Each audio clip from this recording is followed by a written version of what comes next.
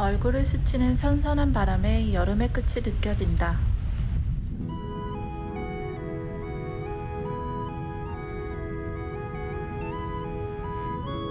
한국의 가을 하늘. 이 매력적인 계절을 그냥 흘려보낼 수 없어 찾은 곳은 무화과가 유명하다는 전남 영암이다. 다양한 사람들 속 나를 찾는 이야기 프리오션. 이번 영상은 농사꾼들의 이야기에 초점을 맞춘다. 촬영 하루 전, 이곳에 큰 이슈가 있었다고 한다. 만에 352mm. 352mm. 제가 고향에서 농사를 지으면서 25년째인데 처음인 것 같아요. 아, 이렇게 집중호우가 온 줄. 네, 하고 70 넘으신 어르신들한테 물어보니까 평생 처음 만난 물난리라고 그러셨거든요. 아이고.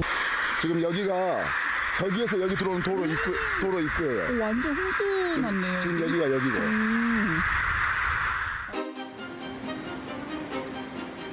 사방대에서 모여진 물이 이쪽으로 한꺼번에 다 쏠려 들어가면서 네. 육묘장 안이 다 침수되어서 정리정돈해 놓았던 농자재가 물에 휩쓸려 가지고 엉망진창이 되어 있는 지금 상황. 다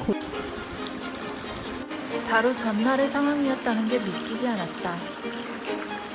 생각보다 피해가 심각해 보이는데 괜찮은 걸까? 여기 무화과가 제가 당일날 들어갔을 때 여기까지 잠겼거든요. 여기까지 잠겼으니까 한 80에서 1m 가까이 잠긴 거잖아요. 그러면 이제 이것이 일시에 이파리가 떨어지고 열매가 곰팡이가 쓸면서 균이 한순간에 확산돼 버리거든요. 그래서 시급하게 침수된 이파리와 열매를 격리해서 균이 확산되지 못하도록 막지 않으면은 올해 이제 남은 50% 이상의 수확은 포기해야 되는.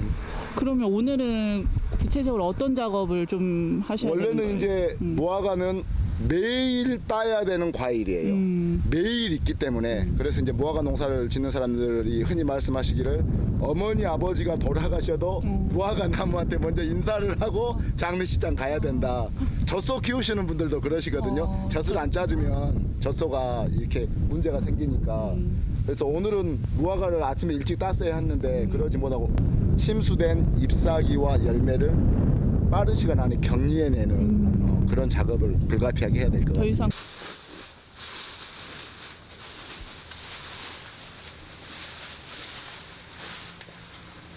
가을을 맞아 잘 익은 과실을 수확하는 희망편을 생각하고 왔는데 피해 복구 현장을 촬영하게 되었다.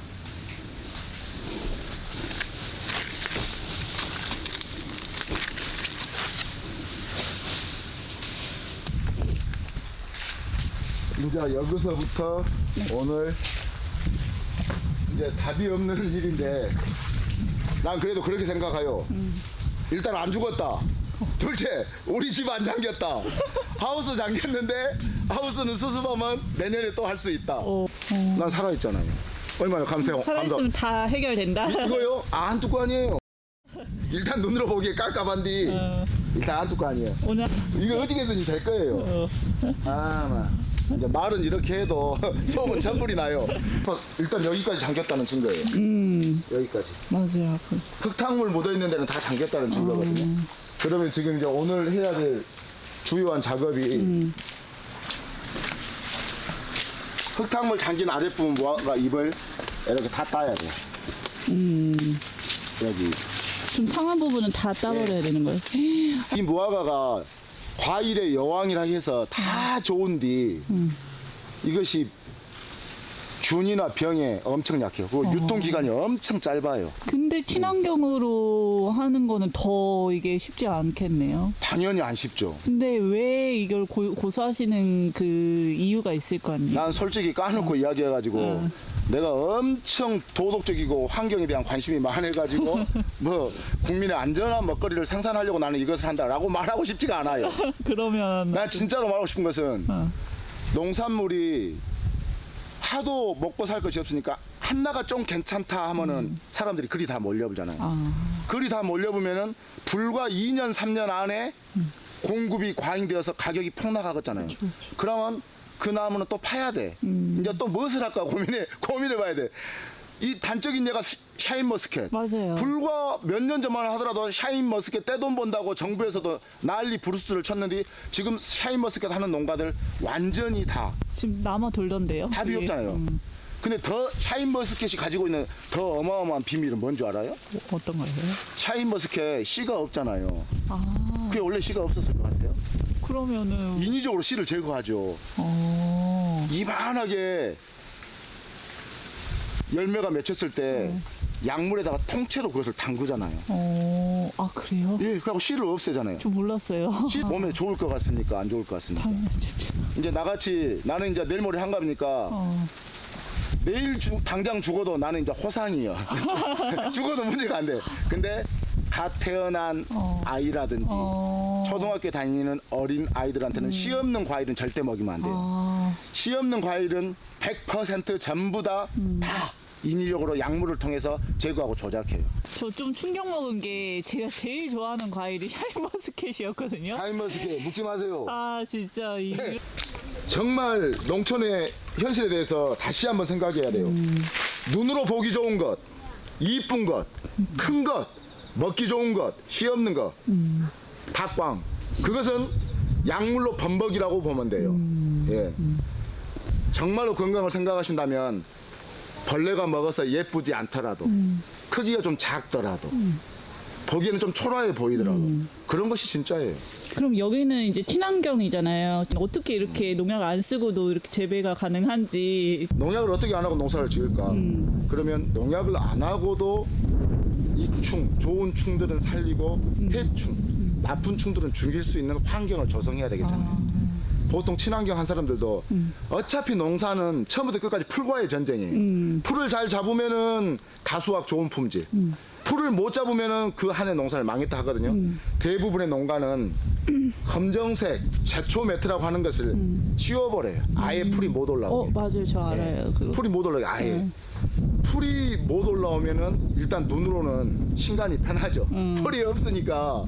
근데 아래에 있네. 좋은 해충들도 살 수 있는 환경이 파괴돼 버리죠.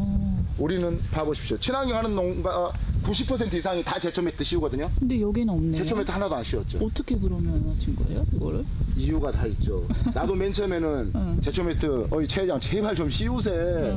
깝깝해 죽겠네 했더니 계속 고집을 부리더라고요. 최 회장님이 아까 그 양반. 그러면 제초 매트를 씌워가지고 눈은 편하고 좋은데 농약을 일주일에 한 번씩 여기를 계속 할라요. 법인에서 농약은 제가 해야 되거든요. 할라요 말라요 물어봐요.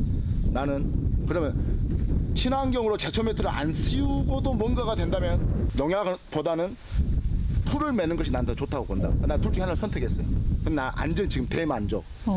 저는 벼농사도 한 3만 평 정도 짓는데 농약을 하고 나면 농약 중에서 제초제를 하고 나면은 몸이 축 늘어지고 몸이 가렵기 시작하거든요. 그 뒷날에 좀 운신하기 좀 어려울 정도로 몸이 좀 보대끼더라고요. 그리고 목에서는 헛구역질이 나오고.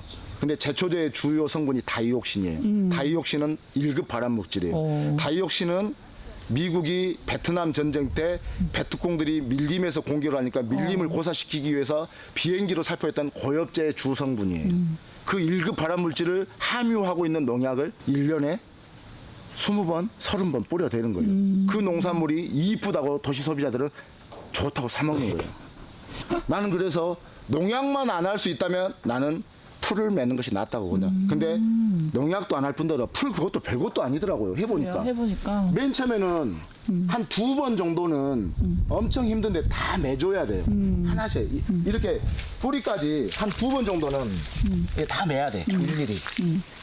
이렇게 다 매야 돼요. 그때는 참말로 아이고 내가 미쳤지. 뭔 연병한다고 풀 매작 해갖고 농사를 이렇게 쳐 짓고 자빠져 있을까. 그렇게 생각을 했는데 2번 맨 다음에 우리가 그 다음에 했던 것은 여기다가 보리종자를 싹 뿌려버렸거든요. 보리잎은 열이 열여가지고 엄청 부드럽고 맛있거든요. 무화과 잎은 한번 봐보시죠. 무화과 잎은 여기다 한번 해보시죠. 오, 되게 까칠하네요. 엄청 까칠하죠. 그리고 이 하얀색 찐이 엄청 독해요. 그리고 무화과 따면서 날마다 이렇게 피부가 습기고 하얀 진액이 묻으면 저녁에는 엄청 가렵고 그러네요. 힘들어요. 그리고 아파요. 까실까실. 그러니까 그 충들이 일이 안 가고 보리랑. 보리로 다 달라붙어. 와, 이거 진짜 과학이네요. 보리로 싹 달라붙어 그러더라고요. 그것을 그 친환경 하시는 분들의 전문 용어로는 벙커라고 이야기를 하더라고요. 유인해요. 아. 글이. 와, 너무 신기하다. 하시다가 영암이 한 50여 농가가 친환경을 시작했는데 지금은 네. 내가 알기로는 10여 농가도 남아있지 않고 유기농은 최윤희 청화원 대표 혼자가 유일해요. 영암이 전국 무화과 생산량의 60%를 점유하고 있고 시배지라고 있거든요. 처음 시, 재배할 배. 우리나라에서는 무화과를 처음으로 재배한 곳이 이곳이에요. 그런데 이곳에서 유기농을 한 농가가 단 한 농가밖에 남아있지 않다라고 하면 이해가 되십니까? 그러게요. 전국 생산량의 60%를 차지해 유기농 농가가 한 농가밖에 없어. 이것이 현실이에요. 관행농으로 폐기해버린 거죠. 견디지 못한 거죠. 이제 거기 가장 큰 거는 사실은 행정이나 어디에서도 신경을 쓰지 않고 똑같아요. 출하하는 그 가격이. 그러니까 그게 일반이랑 친환경이랑 똑같이 가격이 예, 별로 시스템이 전혀 구축되어 있지 않기 때문에 그래서 농가들은 그긴 한데. 뱅이밥이라고도 하고 뱅이밥? 오이풀이라고도 하고 얘네들은 우리 농장을 지켜주는 보배들이에요. 아, 어떤 역할을 하는 거예요? 얘네들이 뱅이밥? 기본적으로 가장 크게 하는 거는 하우스는 응애라는 게 있어요. 응애. 응애. 응애라는 아주 작은 벌레, 보이지 않는 벌레가 있거든요. 걔네들이 얘네들한테 안 가고 여기서 놀아요. 아, 그래서 얘네들을 선택적으로 키워요. 보면 나무 사이사이에 거의 다 조금씩 다 있어요. 아. 이게 비가 와갖고 쓸려버렸는데 저희는 선택적으로 두 가지를 키우는 거예요. 초생재배는 보리로 하고 농장을 지키는 걸 얘네들이 하고 약질 전혀 안 하고 지금 여기에 2년 됐는데 약 한 번도 하지 않았어요. 언뜻 보기에 아직 익지 않은 것 같은 이 무화과는 청무화과라고 합니다. 제가 일반적으로 아는 무화과는 색이 빨간색이요. 네, 근데 그거랑 청무화과랑 어떤 차이가 있어요? 빨간 무화과는 뭐 이렇게 얘기 표현하기가 좀 그러기는 하는데 조생종이에요. 무화과에서. 조생종? 아. 좀 일찍 나오는 거. 그리고 얘는 이제 뭐 중생종 정도 될까? 그래서 한 중기 정도에 나오는 건데 이제 무화과가 여름과일이잖아요. 네. 그러면 빨간 무화과는 한 7월 정도에 나온다. 그럼 얘네들은 8월에서 9월 정도에 나오는 8월, 9월에? 무화과. 좀 늦게 나오는 무화과. 그렇구나. 그리고 크기도 좀 작고요. 가장 큰 거는 색깔로 구별이 되고요. 그래서 얘는 청무화과, 걔는 흑무화과. 맛도 차이가 있나요? 청무화과랑? 예, 미세하게 차이가 있는데 얘네 같은 경우에 더 쫀득거려요. 빨간 무화과가 더 수분감이 더 있다고 그래야 될까? 네. 그래서 얘네들은 수분감이 좀 더 없다 보니까 약간 더 쫀득거리고 식감이. 그리고 당도가 그럼 조금 더 높겠죠. 네. 약간 더 후레쉬하고 신선한 느낌을 좋아한다. 그럼 빨간 무화과 좋아하시고 약간 그 무화과의 씹히는 이렇게 톡톡거리는 거 있잖아요. 네. 이런 걸 좋아한다. 그러면은 청무화과를 원하시고 약간 이게 이제 사람의 취향에 따라 취향에 달라지는 따라서? 거예요. 네. 흰색이 조금이라도 묻어 있으면은 다 따야 되는 건가요? 이런 거? 그러지는 않아요. 이런 거는. 그거 이제 그건 아니에요. 이거는 그냥 그거고. 무화과에 갖고 있는 독특한 게 있어요. 아. 또 그 무화과를 따보면은 하얀 액이 나와요. 네. 생거 한번 따보면 이렇게 액체 나오죠. 네, 그 안에서 나오네요. 예, 얘네들은 이제 그 피신이라고 그래요. 얘 완전 좋은 성분이야. 아마 이거를 활용해가지고 약으로 쓴다든가 아니면은 뭐 여러 가지 식품에 첨가를 한다든가 하면은 저는 엄청 좋을 것 같아요. 이게 소화 흡수를 도와줘요. 그래서 그래서 뭐 변비가 있다. 화장실 못 갔다. 소화에 장애가 있다. 이러신 분들은 무화과 보통 한 5알 하루에 한 3알 이렇게 먹으면 매일 먹으면은 변비에 좋은 거. 그러더라고요. 한 이틀만 먹어도 없어진대. 이제 항산화 식품 중에 하나고 이게 알칼리성이잖아요. 알칼리성 과일이다 보니까 네. 뭐 요즘 아이 못 낳아서 좀 힘들어하시는 신혼부부들한테도 많이 드시면 좋을 것 같고 저는 강추해요. 왜 그 불임 부부들한테 네. 알칼리성 몸을 막 만들려고 하거든요. 맞아요, 맞아요. 그래야지만이 임신이 잘 된다고. 맞아요. 예, 그래서 과일을 저는 많이 먹는 거 추천하는데 그 중에서도 무화과 먹는 거는 아주 효과가 좋다. 영암에서 아까 말씀하셨나 모르겠지만 유기농장이 저희 하나예요. 이때까지 내가 쌓아놓은 모든 것들 여기다 쏘아먹고 있기 때문에 이 농장이 잘 돼야 되거든요. 아, 유기농도 이렇게 할 수 있구나 라고 보여주고 싶은 농장이야, 이 농장이 사실은. 뭔가 본보기가 돼야 되는. 네, 그래서 저 엄청 신경 쓰고 있거든요. 이렇게. 얘네들이 이렇게 보면 딱지가 있잖아요. 네. 우리도 그렇지만은 옛날에 왜 뼈 부러지면은 다시 붙으면 더 튼튼해진다 그러잖아요. 네. 어른들이 옛날에 어렸을 때. 근데 과일도 약간 그런 거 있는 것 같아요. 그래서 얘네들이 상처가 있고 이렇게 딱쟁이들이 이렇게 이게 사실은 상처예요? 그게? 상처도 되고 벌레들이 지나가는 흔적이거든 사실은. 이제 이런 거라 딱쟁이 이런 것들이. 그러면은 거기서 얘네들이 회복하려고 하는 탄성, 이렇게 회복력을 그러면 그래서 더 단단해지고 더 튼튼해지는 그게 그 과정 속에서 좋은 물질이 생기는 것 같아요. 그러면은 저걸 먹는 인간은 더 좋아지겠죠. 그래서 그 유기농을 드시는 분들이 그래서 드시지 않나 그냥 개인적으로는 생각이에요. 근데 저는 의학 박사도 아니고 뭐 식물학 박사도 아니어서 무화과 박사시죠. 무화과에 대해. 무화과에 대한 애정은 그러니까요. 네, 그 누구보다 박사님들도.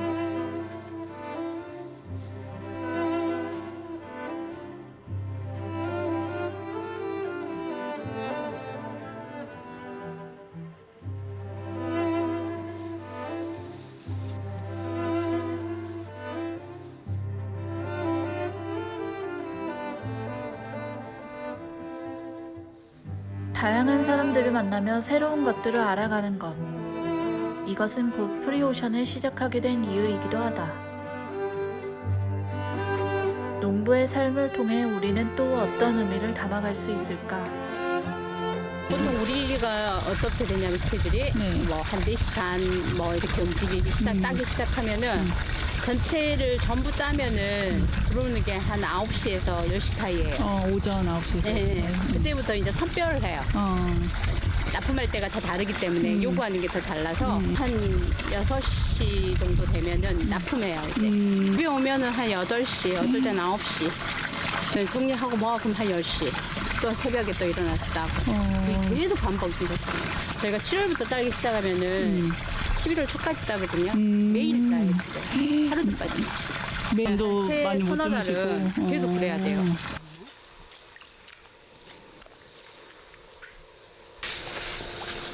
여러 이야기를 해주신 무화과 선생님들은 본격적으로 하우스 복구 작업에 나섰다.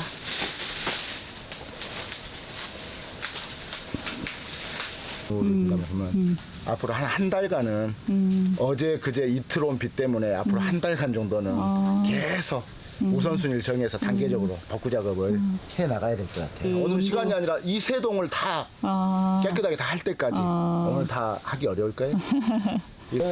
참아요. 내가 아마 올해 수확을 마무리할 때까지 네. 원래 가지를 생육하는 단계에서 이런 것을 제거해줬어야 했는데 너무 바빠서 제거를 못해주고 일에 밀려가지고 여기까지 와버렸거든요. 수해를 당해가지고 농장을 청소하다 보니까 이제 이런 놈을 이쁘게 다 잘라주네. 세상에. 아니, 세상 일이 그랍디다. 어렵고 힘들게만 생각하면 깝깝하지만 또 피해는 이미 봐버렸고 그놈을 수습하는 과정에서 또 밀려서 못했던 일들도 또 이렇게 수습하고 여기가 지금 세 동인데 네. 오늘 한 동만 우리가 이렇게 깔끔하게 청소해버려도 3일이면 벗고요. 안 두고 아니에요. 근데 이렇게 피 보셨다 해서 되게 걱정스러운 마음으로 왔는데. 걱정을 해서 무리네요. 걱정이 해결될 것 같으면 걱정할 것이 없겠네. 걱정이라고 뭐가 해결돼? 괜찮아. 내가 무신론자인데 불교 화엄경에 그런 말이 있대요. 100년도 못 사는 인간들이 1000년 만년 고민하고 산다. 금수나 왔냐? 우리 국민학교 동창이요. 아, 동창이신데. 근데 피해보셨다는데. 그러니까요. 또 도와주시러 오신 거예요? 네. 괜찮으세요, 그쪽은? 아, 우리 좀 물 빠짐이 좋아가지고. 아, 그래요? 어떻게 하는 거야? 친구밖에 없다. 그렇게 다 따는 거야, 잎을? 여기 이 정도 아래는 싹 잎을 제거해버려야 돼. 지금 파란색 공기 쌓아서 많이 있거든. 따서 여기다 딱 담아버리면 돼. 네, 안녕하세요. 와, 막. 야, 친구가 질이다. 무슨 일이요? 저 앞에 있어. 정화야. 이 우리 국민학교 4학년 때 동창. 내 짝꿍이에요. 정화야, 여기 밑으로 이파리를 싹 따가지고 저 공기에다 이렇게 담아버려. 50에서 70cm 밑으로는 다 따버려야 돼. 이렇게 다 도와주시러 오시네요. 아, 동창해야겠다. 참말로. 통화했어. 그래갖고 연차 썼어? 내가 한 시간에 10,000원씩 해가지고 됐어, 이윤서랑. 조화가 5박스 묶여줄게. 네, 연차를 쓰시고 이렇게 도와주시러 오시는 거예요? 우리들한테 소중한 친구예요. 아, 연차보다 소중한 친구. 한 걸음에 달려와야지. 아, 친구 좋다는 게 이런 건가? 친구분들이 합류하면서 작업 속도가 올라간다. There once was a ship that put to sea, and the name of that ship was the Billy O.T. The winds blew harder, bowed it down, blow me, bully boys, blow. Soon may the wellerman come to bring us sugar and tea and rum. One day when the tonguing is done, we'll take our leave and go. She had not been 2 weeks from shore, and down on her a right whale bore. The captain called all hands and swore he'd take that whale in tow. Soon may the wellerman come to bring us sugar and tea and rum. One day when the tonguing is done, we'll take our leave and go. 딱 걱정하고 눈으로 보면 깝깝한 뒤 손발 몇 번 움직여보잖아요. 봐보셔 뒤에 저렇게 깨끗해졌어요. 금방 깨끗해져요. 아무것도 아니에요.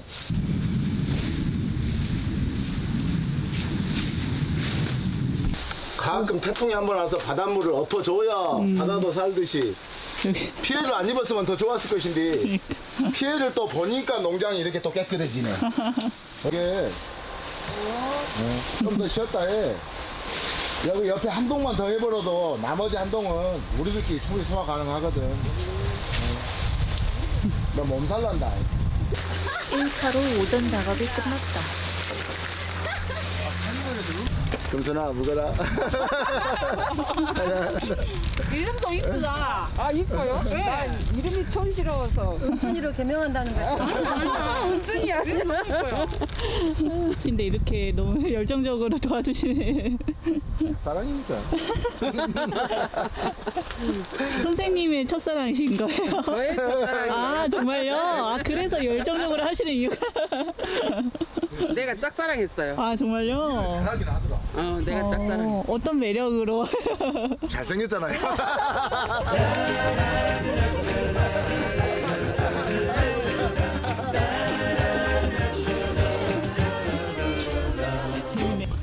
근데 나는 그때는 이 친구가 이제 뭐 그런 생각이 있었는지 전혀 뭐 아, 그러셨어요? 나이가 좀 더, 한두 살 더 먹었거든요. 내가 좀 성숙했어요.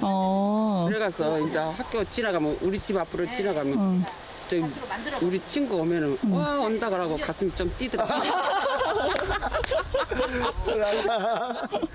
아이고야. 오전 작업을 마친 뒤 점심을 먹으러 한 식당에 왔다. 네. 밥을 여기 해주세요. 아, 계절 두 불러서. 분이서 네. 해주시는구나. 저희 그래서 날마다 베트남식 아, 밥을 먹어요. 베트남에서 오신 거예요, 두 분은? 계절 불러자라고. 막걸리 안 하시니까 여기 독천도 이 도가치 막걸리가 엄청 유명한 여기는 무대 가 있어요. 어디가 유명한가요? 여기 도가치 막걸리 유명합니다. 예. 도가치. 도가치 영암 3호에 주저장이 있는데 예, 여기 막걸리도 맛있어요. 영암 막걸리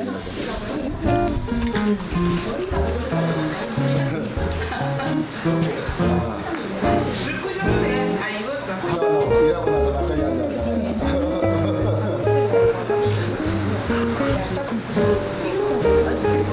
배가 맛있다. 이날의 점심 메뉴는 김치찌개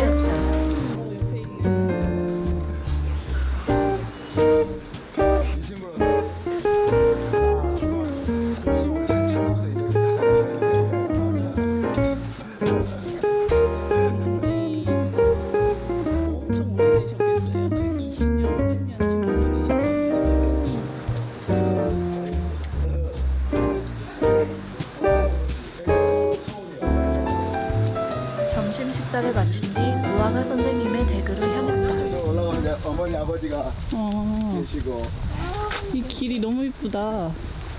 비 와서 무너져 버렸네. 돌담이 너무 예쁘네요, 여기. 이것은 옛날에 우리 아버지 어머니가 살았던 집을 허물고 새 집을 아버지가 짓자고 하는데 이 돌을 버리기가 너무 아깝더라고요. 그러게요. 그래서 다 못해가지고 이게 정겹는데. 예, 여기다 쌓아놓은 것이고요. 아, 장독대랑.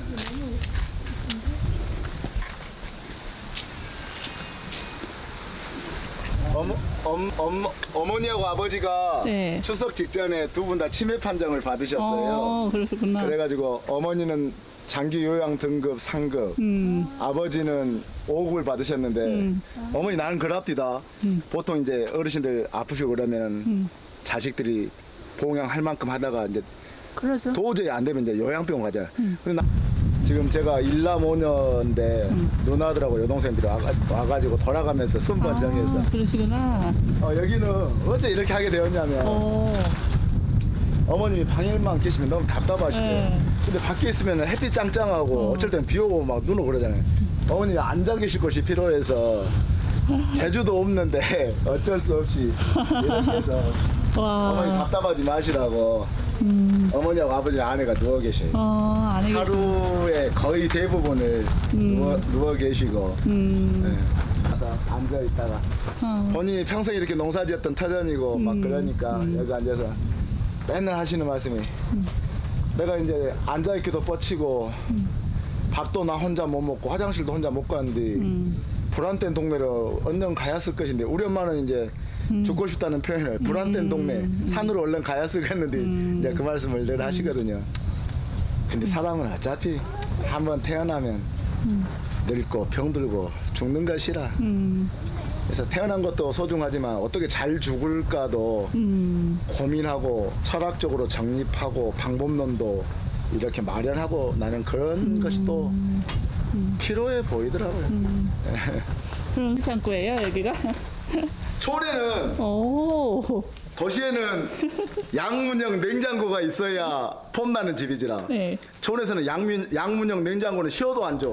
촌에는 좋은 저장고가 이렇게 하나씩 좀 있어줘야 도시에서 이렇게 큰 이렇게 큰 냉장실 봐봤어? 도시에 이렇게 큰 냉장실 없잖아. 도시에 이렇게 큰 냉동실 봐봤어? 이렇게 큰 고두로 멀어 있는 냉동실 봐봤어? 없잖아. 촌에서는 그래도 한 3평짜리 좋은 저장고는 가지고 있어야 조금 괜찮네. 아니 그래도 멀리서 왔으니까 내 농사꾼이니까 쌀은 한 가마니 줘야 돼. 이것은 왜냐면 이어서 봐봐. 인생은 나눔이라. 너 나눠 먹어야 돼. 아유, 저는 뭐 중요한 것도 없는데 이거. 인생은 애시당초가 다 나누는 거야. 이거. 진짜 너무 큰 거를. 에이, 안 듣고 아니. 그게 이거 촌 사람들한테 이거 4만 원짜리야. 4만 원짜리. 이것이 4만 원밖에 안 되나 돼. 이 촌에서 진짜. 네, 지금 먹기 딱 좋거든요. 이놈을 안에서 하나 갖고 가시면 드시고 하나는 여기다 넣어놓고. 이야기 하나 더 해줄게. 네. 도시에 가면은 벤츠 정도는 있어야 부자잖아. 나는 이거 얼마일 것 같아요? 네, 이것은 한 1억 5천짜리. 멋있다. 고속으로 회전하면서 이것이 밭이든 논이든 잘게 흙을 부숴주죠. 이게 저는 150마지기 농사지예요. 농사는. 그러면 이게 150마지기면 3만 평. 근데 전라도는 들이 넓잖아요. 이렇게 여기서는 150마지기 지면 대농이라고 인정을 안 해서 6만 평, 10만 평 정도는 농사를 지어야 오메 저놈 좀 농사 지인다 이러지. 갖추고 있지 않으면 농사 짓도 못해요. 자, 한번 들어가서 앉아보시죠. 앉아봐. 네. 어깨가 너무 트랙터에 한번 앉아보겠어. 일단 BMW 벤츠보다 아우디보다 훨씬 높아. 일단 높아. 근데 다 신식이네요. 완전 다만 내가 생긴 것만 있다고 그러지 엄청 성격이 깔끔해. 청소를 얼마나 했겠는가. 잘생겼잖아요. 내가 하고 이놈을 받아놓고 일주일 동안 못 움직였다니까. 그래갖고 우리 마누라가 나한테 뭐라 하지 않아? 원매 1억 5천짜리 트럭다 사가지고 일주일째 움직이는 뭐라 웃기는 양반이야 그랬어 진짜. 내가 뽑아. 이것도 우와, 우와. 일단 기다려야 돼. 그 다음에 이 기종이 의외로 조용한 트랙터. 그래요? 한번 가볼래? 일하러 가는데 여기다가는 마누라를 싣고 가면은 싸움이 나. 그러니까 일꾼을 태우고 가야 돼. 대박. 가볼란가? 대박. 와. 이것은 로우더라고 해서 오. 무거운 것을 들었다 놨다 하는 기계예요. 축사. 그러면 그 운전면허 자격 면허증은 필요해요? 참, 말 잘했네. 우리나라 얼마 재밌는 나라인지 안가? 그래요? 쬐끄만 1000cc, 2000cc 자동차 몰라면 면허증이 필요하잖아. 네. 이거 면허증이 필요할 것 같은가 안 필요할 것 같은가? 없어요? 면허증 없어요. 진짜요? 면허증 없이 이거 움직인다니까. 운전 면허증도 없어요? 운전면허증 캥이는 개코나 아무것도 없어도 돼. 아 진짜요? 전혀 운전과 관련된 규제가 없어. 오, 그 되게 특이하네. 사고가 나갔는가 안 나갔는가. 그러니까요. 남은 어떡해? 죽어. 오. 일단 우리나라 도로 폭이 편도 한 차선이 3m가 기준이잖아요. 네. 저 뒤에 아까 말했던 로터리 저거 있잖아요. 저거 몇 미터일 것 같아? 3m가 될 것 같아, 안 될 것 같아? 3m가 넘을 넘어. 것 같아요. 낮에는 눈에 보여. 그니까. 밤에 눈에 안 보여. 사고가 나갔는가 안 나갔는가? 당연히 나지. 그는 운주하고 운전해가지고 단속이 됐어. 단속이 안 돼. 면허 자체가 없는. 면허 자체가 없는. 그러면 진짜 시사하네. 그러면 이것이 맞아 틀려. 웃기는 짬뽕이잖아. 와, 짬뽕이네. 우리가 이런다니까. 이게 보통 젊은 농사꾼들이 바쁜 농사철에는 하루에 거짓말을 조금 보태면 2-3시간밖에 자지 않고 일을. 왜냐면 이것이 싸서 1억 5천이. 내 건 싸 지금. 1억 5천이야. 1억 5천을 뽑으려면 일을 엄청 많이 해야 돼. 이런 트랙터가 밖에 한번 나가잖아요. 그럼 하루에 기본 150만 원, 200만 원을 벌어와요. 이게 하루에.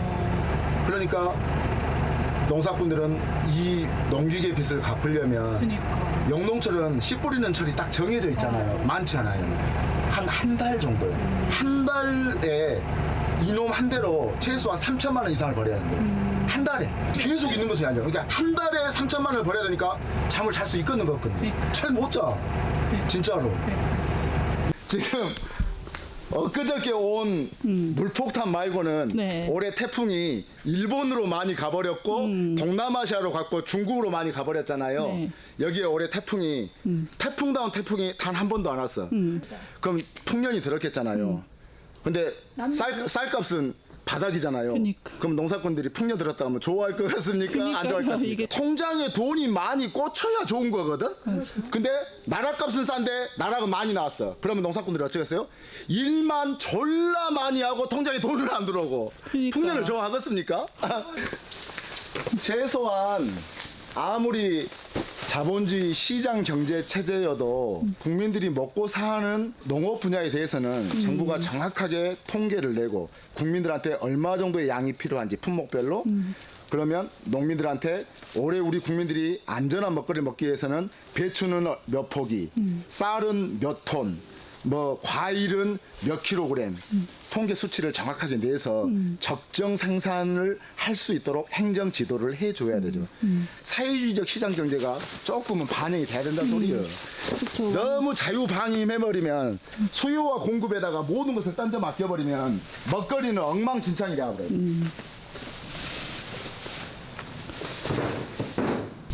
근데 내가 맨 처음에 농사를 지러 내렸을 때는 네. 이런 거 보면은 딱 죽고 싶읍니다.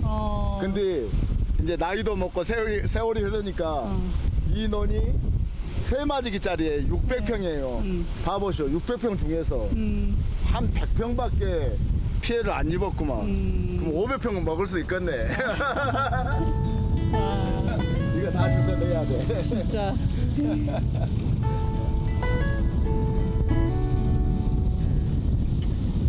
할 때 어떻게 하면은 어떤 삶을 좀 살면 내가 후회 없이 살았다 뭐 이런 생각으로 좀 인생은 제각각 다 나름대로의 의미가 있지만 이기주의나 개인주의가 판을 치는 이 좀 어려운 세상에서 돈이 돈을 벌고 이제는 학벌에다가 부까지도 통째로 물려주는 사이가 돼버렸잖아요. 개천에서 용난다는 말이 이제 옛날 말이에요. 근데 개천에서 용 한 번씩 놔줘야 되잖아요. 그래야 없는 사람들, 물려받은 것이 없고 이런 사람들이 뭔가 희망을 가지고 자기 삶에 최선을 다하는 어떤 그런 사회적 풍토가 형성될 것인데 아무리 열심히 노력해봤자 내 삶은 뻔해. 이래버리면은 동기부여가 안 돼 버리잖아요. 난 그래서 제가 지향하는 삶은 각자의 삶을 그 고유한 발자취대로 존중해 주되 다만 조금 더 사회와 공익과 다수를 위해서 헌신하고 노력한 사람들의 삶을 우리가 축복해주고 박수 쳐주고 되도록이면 기록에 남겨주는 사회가 되면 더 좋지 않을까. 부족하지만 그런 삶을 살고 싶은데